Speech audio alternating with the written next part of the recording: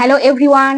চলো আজকে যে রিডিংটা হচ্ছে সেটা হচ্ছে যে তোমার পার্টনারের কারেন্ট ফিলিংস এই নো কন্ট্যাক্ট সিচুয়েশনে কি আছে, ঠিক আছে? মানে your partner's current feelings in a no contact situation. এই রিডিংটা তাদের জন্য যারা অনেকদিন ধরে নো কন্ট্যাক্ট সিচুয়েশনে আছে তার পার্টনারের সাথে, কিন্তু তুমি তোমার পার্টনারের ফিলিংস কারেন্ট ফিলিংস জানতে চাও। এই রিডিংটা তাদের জন্য। দেখো, প্রথমেই দ্য স্টার কার্ডটা এসেছি। মানে এই স্টার কার্ডটা থেকে আমরা প্রথমেই ধরে নিতে পারি যে তোমার পার্টনারের মনে এখনো আশা আছে এই রিলেশনটাকে নিয়ে। Despite the silence, they may be wishing for healing, forgiveness or a chance for things to improve. এই কার্ডটা সাজেস্ট করছে যে তোমার পার্টনারের এখনো ফেথ আছে এই রিলেশনটার ওপর, সে এখনো একটা কানেকশন ফিল করে। নেক্সট যে কার্ডটা পাচ্ছি সেটা হচ্ছে ফোর অফ সোর্স।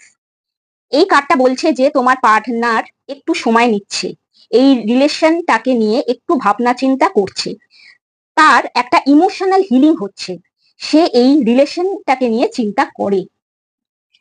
নেক্সট যে কার্ডটা পাচ্ছি সেটা হচ্ছে কিং অফ কাপস।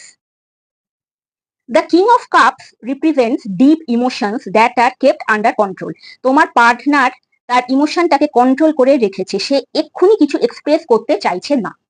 তাহলে দ্য স্টার কার্ডটা থেকে আমরা দেখতে পাচ্ছি যে তোমার পার্টনারের এখনো আশা আছে এই রিলেশনটাকে নিয়ে।